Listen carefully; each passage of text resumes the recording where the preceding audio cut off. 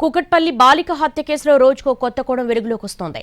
చిన్నతనంలోనే కుంగుబాటుకు లోనైన నిందితుడు తనకంటూ ఒక ఊహా ప్రపంచాన్ని ఏర్పాటు చేసుకున్నట్లుగా పోలీసులు గుర్తించారు.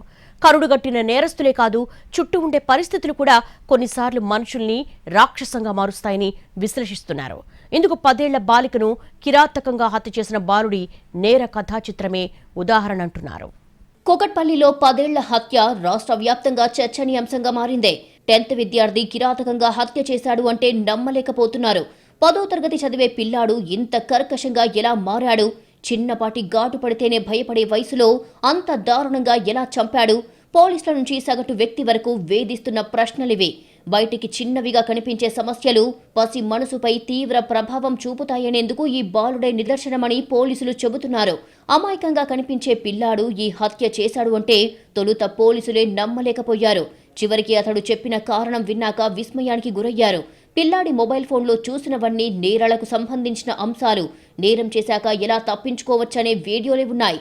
పిల్లల్ని ప్రయోజకుల్ని చేయాలి అనే తపన తల్లిదండ్రులకు ఉన్న ఆర్థిక ఇబ్బందులు పరిస్థితుల్ని తారుమారు చేశాయి. తండ్రి మద్యానికి బానిసయ్యాడు. తల్లి కష్టపడితే వచ్చే జీతంతో కుటుంబాన్ని నడపాలి.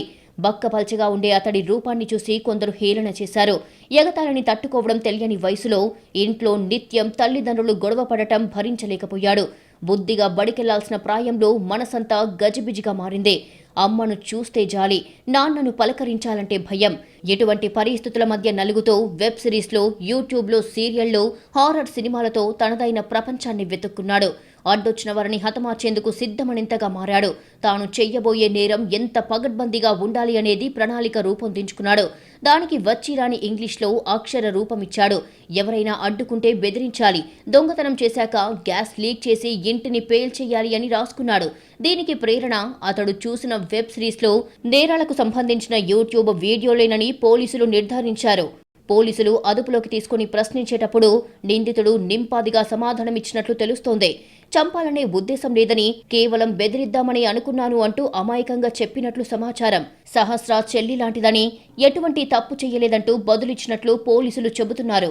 కూకట్పల్లి హత్య ఘటనలో బాలిక మెడపై బలమైన కత్తిపోటుతో అంతర్గత రక్తస్రావం జరిగి మరణించినట్టు పోస్టుమార్టం నివేదికలో తేలింది. పక్క అపార్ట్మెంట్లో ఐటీ ఉద్యోగి ఉన్నా చెవుల్లో ఇయర్ ఫోన్స్ ఉండడంతో ఆ శబ్దాలు అతడి చెవిని తాకలేకపోయాయి. కాస్త ముందుగా గుర్తించిన బాలిక ప్రాణాలు దక్కేవంటూ పోలీసులు చెబుతున్నారు.